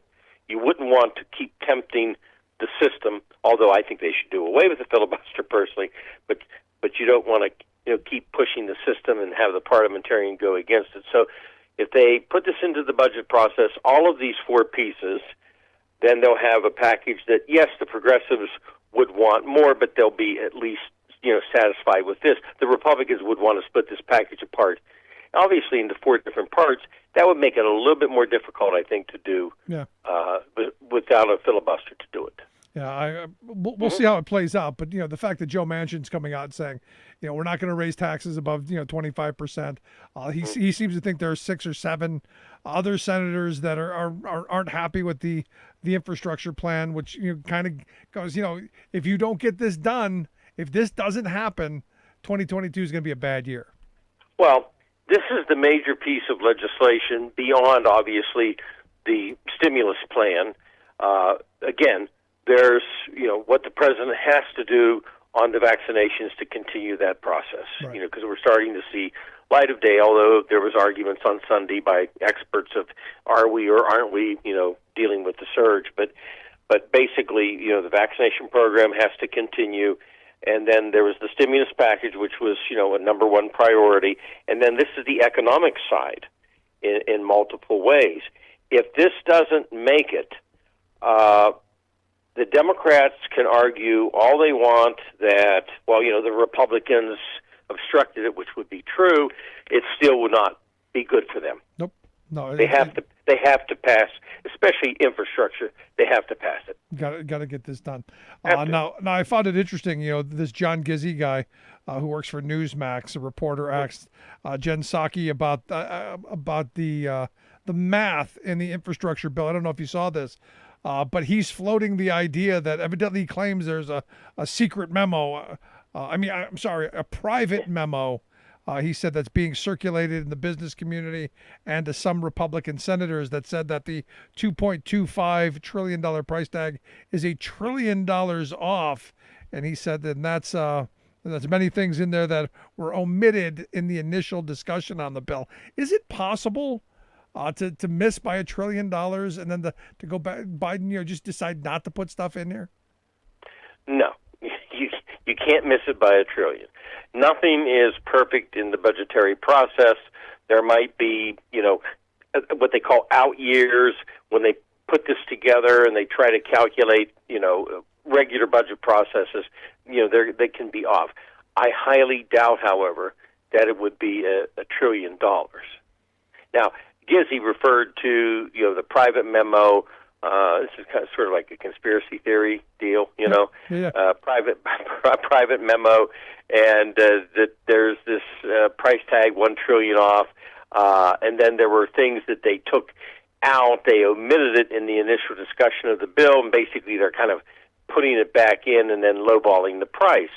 And I just don't think that is possible. Again, nothing's perfect in budgetary numbers, but to have it $1 trillion off, no. And if somebody circulated that memo and he's talking about it, John Gizzi is, then it would have actually surfaced by now in its form, which it hasn't. I love the conspiracy stuff. Got to throw that out there because you need something. Look, and this is one of the weird moments because I was just having this conversation today. This job is a lot harder without Donald Trump. And if you can't make up a crisis, if you can't make up a good conspiracy, a good secret memo thing, what are you going to talk about and inflame people about? I think a lot of people are missing Trump. Right, and the press secretary for the president, just dismissed it pretty quick. Yeah, she did a good job on that. Let's move on. Today, Janet Yellen, Treasury Secretary, talked about a global minimum tax rate. I've been saying for a very long time that we need another Bretton Woods kind of moment where we go back and we undo a lot of the damage, conservatism and neoliberalism have done to our trade and our tax policies. Do you see a possibility of there being a minimum tax globally? Well, I found this fascinating, and you're right. Bretton Woods with the gold standard is a very historic move years ago, and it actually worked, to set a tone for the worldwide process. Now, in her first, major address, she is arguing that there ought to be a global minimal corporation tax rate. And, of course, you've got offshore accounts. Now, offshore accounts in their own are not necessarily illegal, but you have to claim you have one. But then after that process, as you know, Rick, then you can't find out what's there and how much is really in there. It's just like Swiss bank accounts. Right. To put it in a better term people could understand versus offshore, like a Swiss bank account type of deal. And Switzerland, rules that just like the offshore accounts in the Caribbean. And I don't know what incentive it would be for those countries that do the offshore, but in a much improved world, if you could get this, it would stop the, as they call it, the process to the bottom.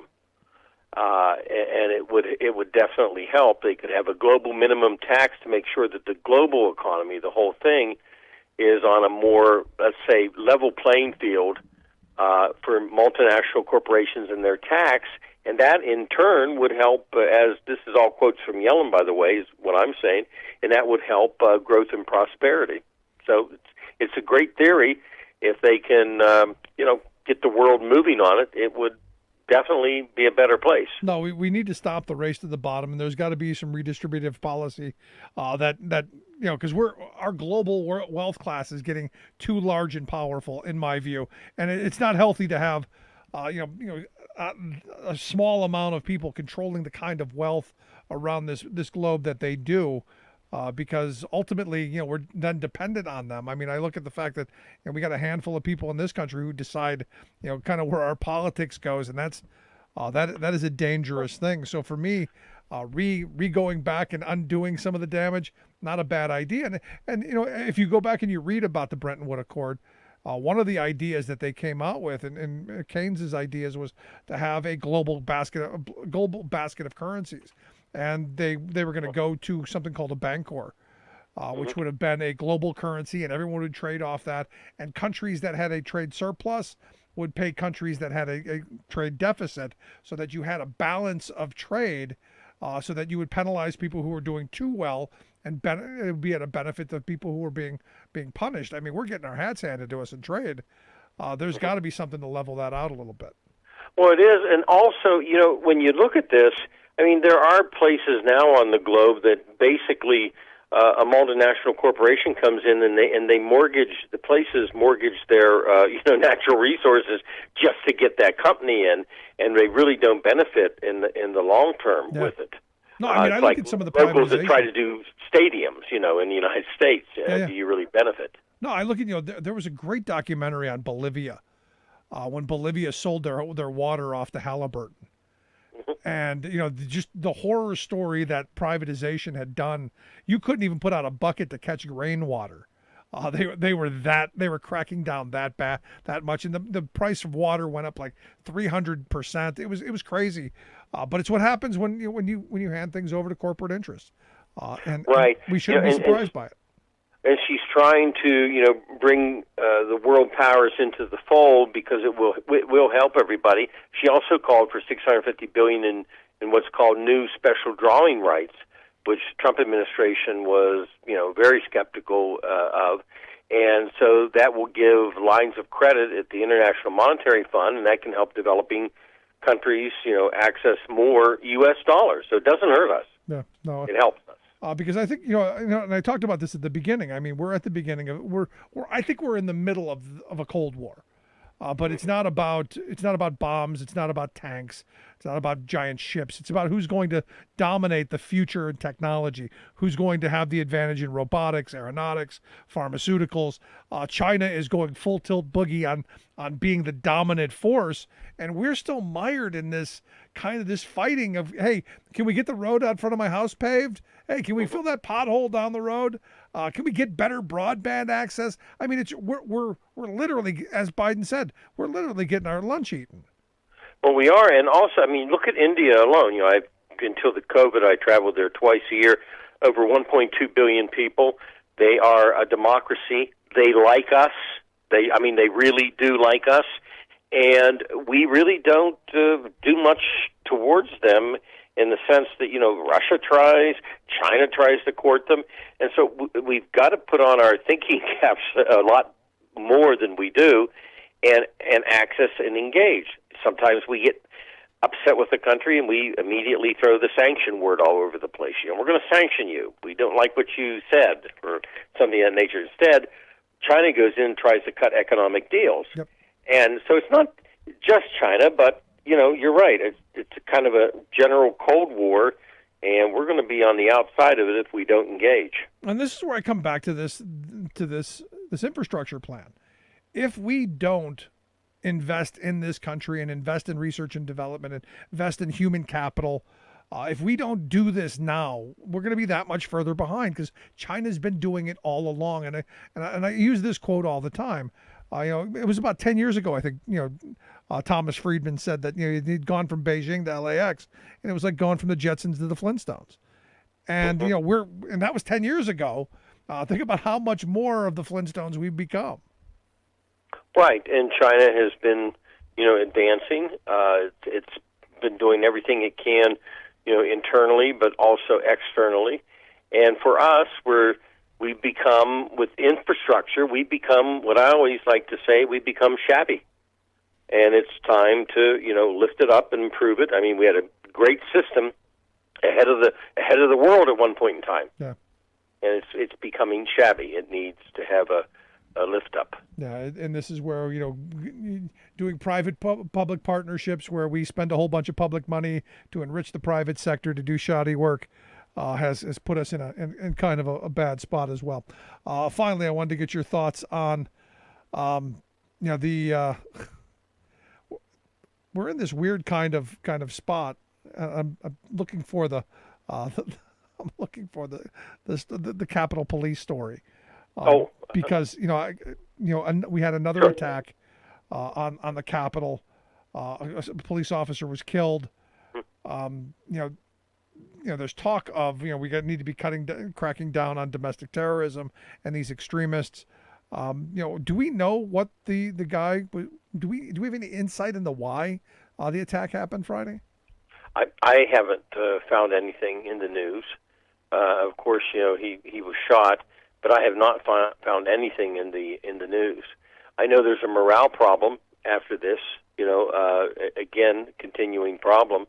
And there's also going to be police officers are going to be eligible to retire, but it's not just the amount of officers; it's also the structure of the Capitol Hill Police. I mean, it was something dear to my heart. I oversaw it when I chaired House Administration, and first with Steny Hoyer and then John Larson were the ranking members, and we put a lot of time and effort because we had the initial 911 and then the ricin and the anthrax. And now they have a whole series of other things we didn't deal with, but there's still, emergencies that have happened, bad things that have happened, and they're going to have to, retool their thinking. You just can't put one great big fence up. But I don't know the motive, of the attacker, but obviously he, went at them at the barricades. So, I mean, they're going to have to try to put their ideas together to see how they can, protect, obviously, the officers in the Capitol complex. So tragic. Just so tragic. It's bizarre. I mean, and again, I don't know, why he did it, or if he was just angry at them or angry at the government or what. But obviously they'll eventually find out. But they're going to have to expand the force in certain areas, but they're also going to have to, I think, use electronic upgrades and electronic security also to help them, down the road. We're moving here. down that path. We have to. And cameras everywhere, electronic surveillance everywhere, checkpoints everywhere, all because we've got a small percentage of nitwits and nimrods who do horrible things. Sure, and it's terrible. And the one thing, it's the people's house. They still have to keep it open. They can't close it. It eventually has to be there, for the kids, the school tours, the constituents. Otherwise, guess what? if people can't go in and out, boy, the lobbyists really will rule, won't they? Oh, geez, that's right. That's somewhere where my mind didn't even go there. Right. Jeez, scary stuff. But open. Bob, I appreciate the time as always. Good stuff, my friend. Thank you, Rick. Thank you. Yeah, I didn't even think of that. You lock the place down, the lobbyists have full acts. The rats run wild. Scary stuff. Quick break, right back. Stick around.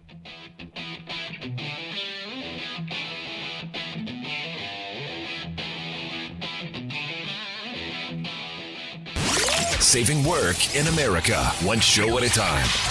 The Rick Smith Show.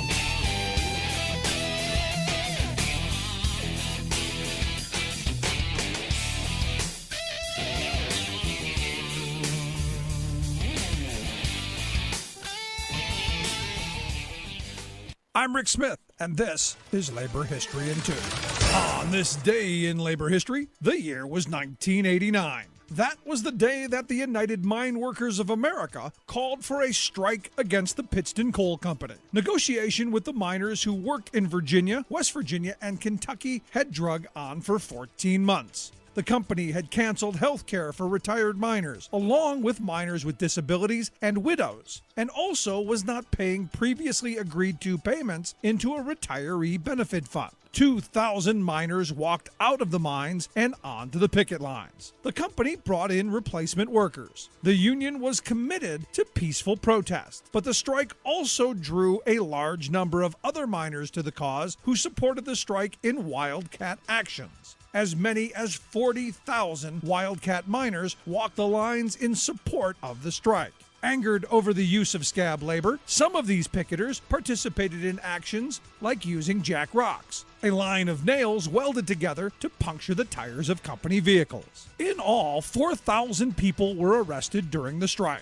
The strike stretched on from days to weeks to months. At the time of the strike, current AFL-CIO President Richard Trumka was president of the United Mine Workers. When a newspaper reporter asked him how long the workers could hold out on the strike, he responded, 1 day longer than Pittston. Many friends from labor came to Appalachia to support the strike, including famed farm labor activist Cesar Chavez. A nearby campground became known as Camp Solidarity as a base for these friends. Women supporters formed a group called the Daughters of Mother Jones and staged support actions, including a 36-hour sit-in at the Pittston Coal headquarters. The strike ended in February of 1990, with the miners winning some, but not all, of their demands.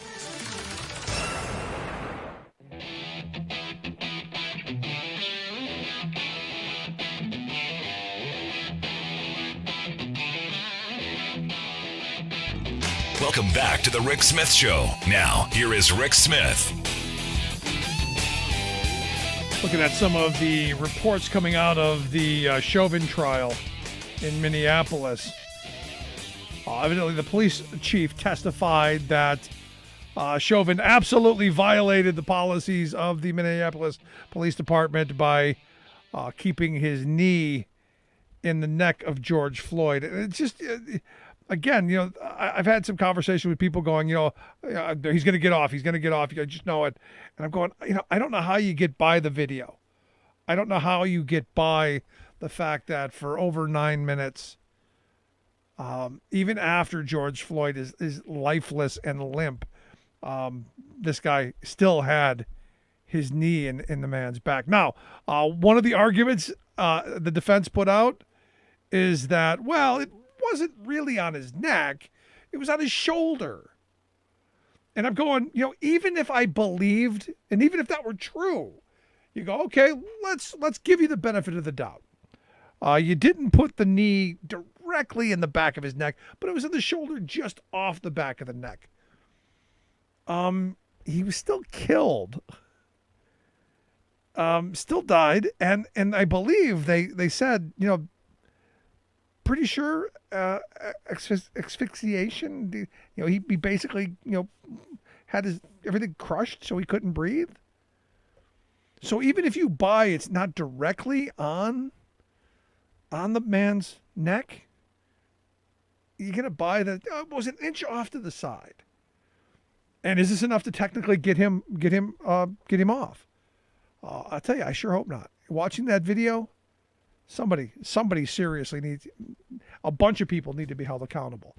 In fact, every police official who was around him as that happened should be fired and tried. Disgraceful. But we'll see what happens. I don't know. I'd love to hear your thoughts, though. You can email me, rick@thericksmithshow.com. If you missed any of today's program, thericksmithshow.com. That's where you go to get the podcast, the Rick Smith Show app on the smartphone. Take the program on the go wherever you go. As always, I appreciate you tuning in. Let me know what you think, and we'll see you back here next time. You've been listening to The Rick Smith Show. Email Rick at rick@thericksmithshow.com.